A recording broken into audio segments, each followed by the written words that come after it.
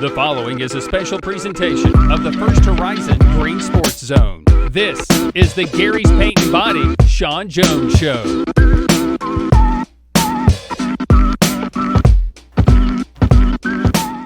Welcome back to First Horizon's Greene Sports Zone, and welcome back to this week's edition of the Gary's Paint and Body Shop Shawn Jones Show, where we cover everything on top of Rebel Hill with the South Greene Rebels football team. We'll recap this past week's 42-20 win over West Greene to pick up the County Cup and the Milk Can to start Region 1 2A play with a 1-0 record. And we'll preview this week's Region 1 2A game on the road at Cumberland Gap. But first, as always, we need to get a quick word in from our sponsors first. So we'll be right back after this quick billboard here on First Horizon's Greene Sports Zone.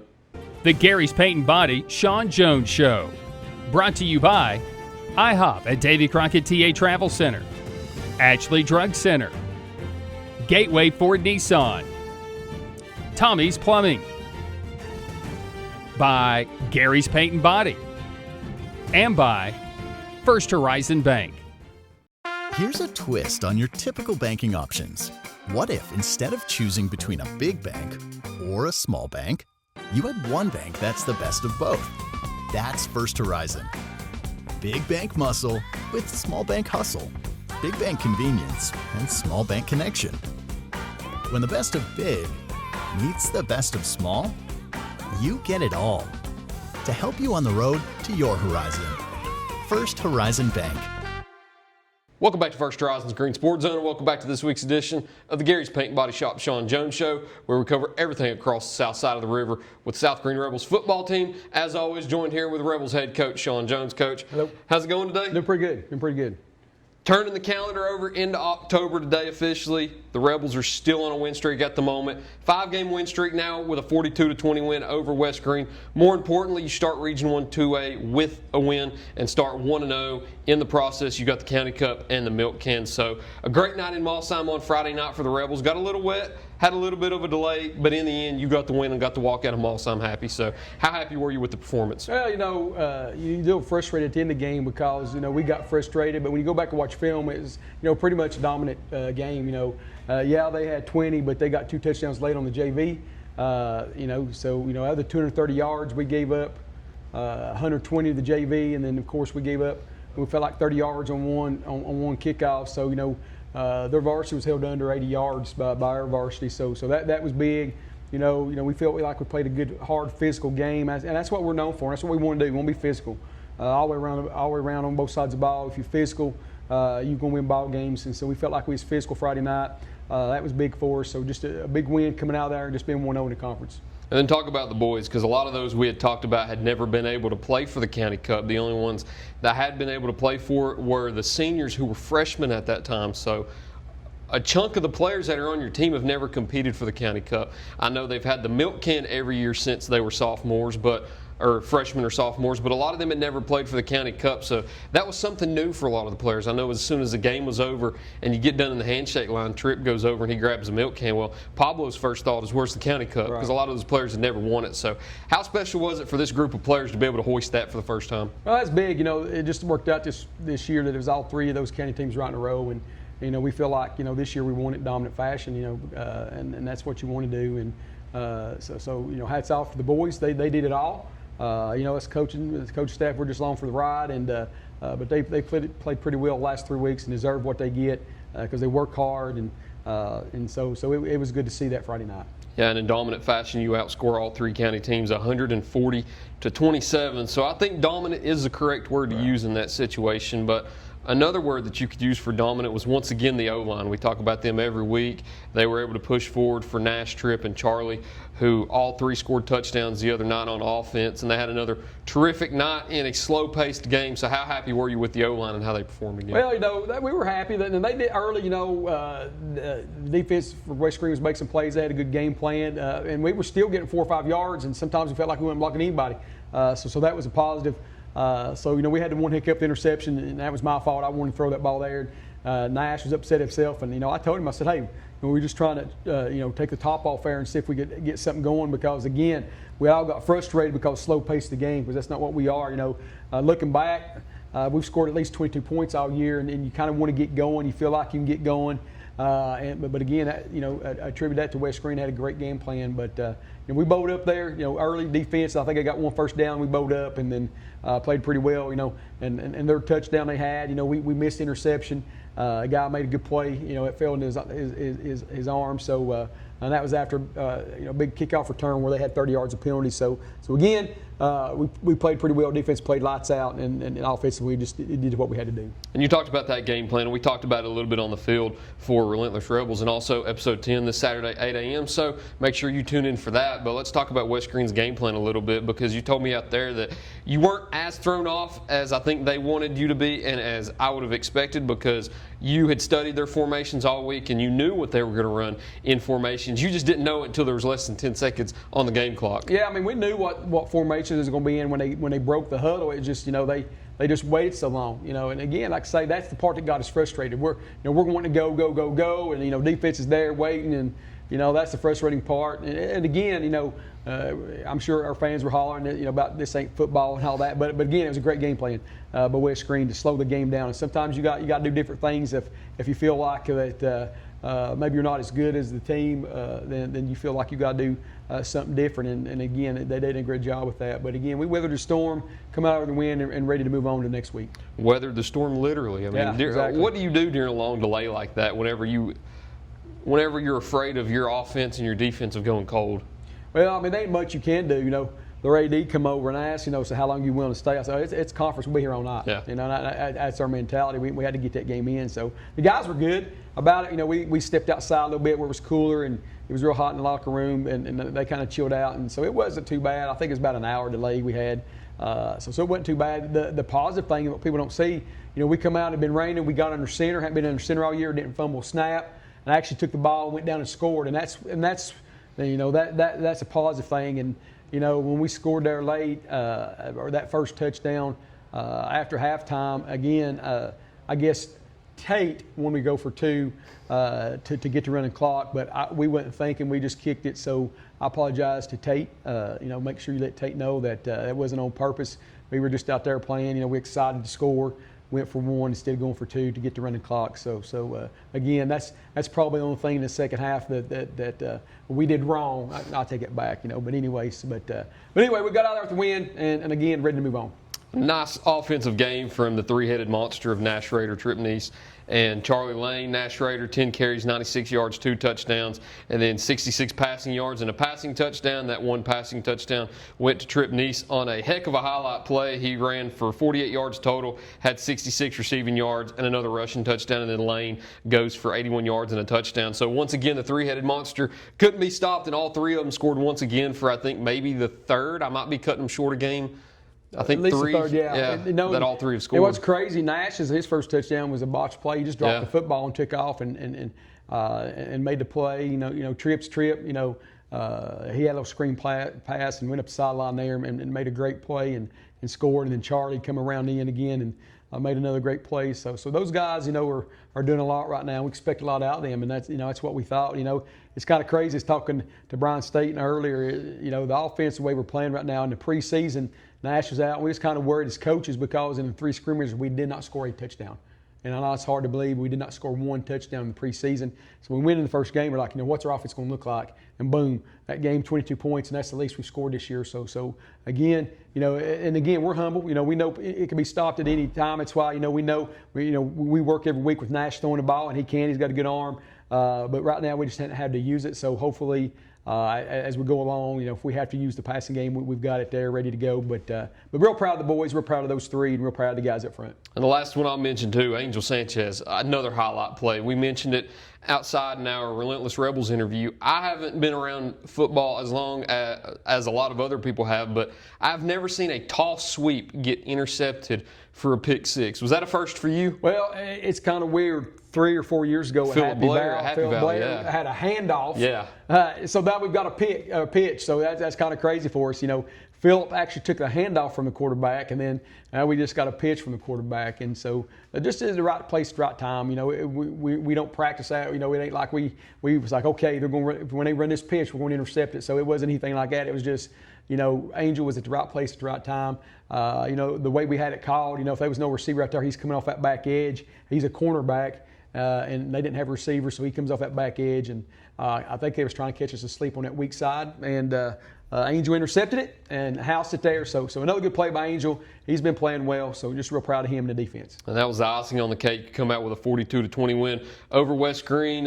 You pick up a trio of things. You pick up your first win in Region 1 2A. You get to keep the milk can for the third straight year, and you get the County Cup back on the south side of the river. Now you take a bus across the south side of the river all the way up to Cumberland Gap now to play the Panthers in your second Region 1 2A game of the season. So we'll talk about that in just a second. But as always, before we cut to the preview part, we need to cut to a break first. So thank you to these loyal sponsors for sponsoring us here at First Horizons Greene Sports Zone. We'll see you right back in just a minute. Here's a twist on your typical banking options. What if instead of choosing between a big bank or a small bank, you had one bank that's the best of both? That's First Horizon. Big bank muscle with small bank hustle. Big bank convenience and small bank connection. When the best of big meets the best of small, you get it all. To help you on the road to your horizon. First Horizon Bank.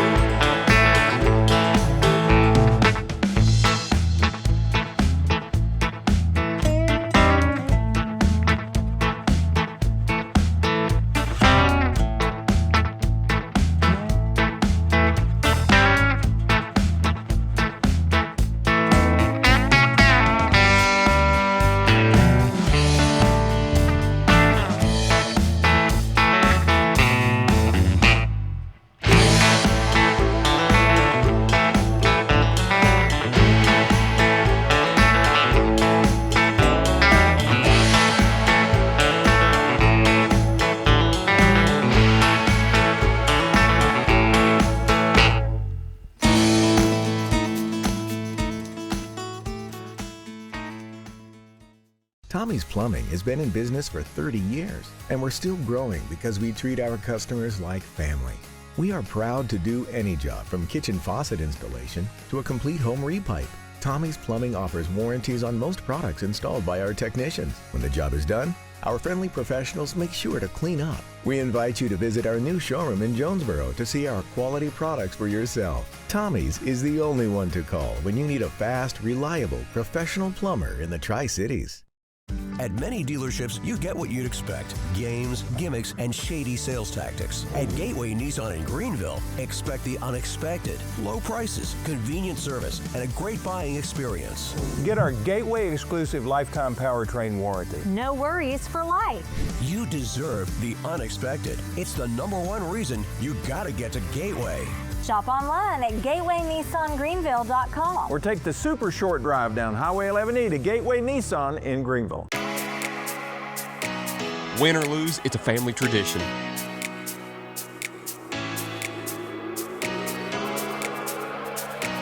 "24-hour hot breakfast, cold drinks, and a table big enough for the whole team, or just your team."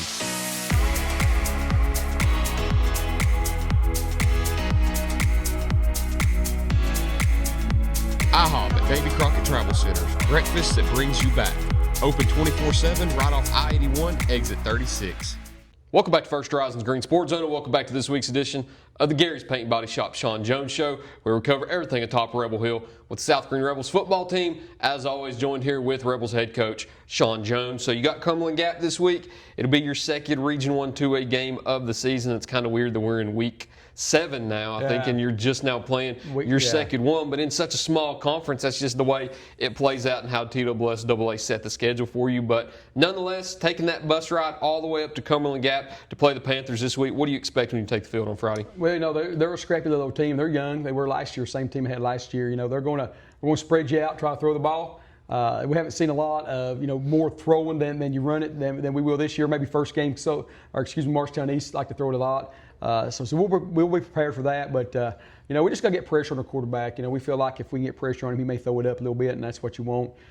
Get some turnovers. But, we got to go 1-0 this week. You go 1-0 this week, and then you for sure got a home playoff game, just whether are you 1 or 2 seed, and that's what we're playing for.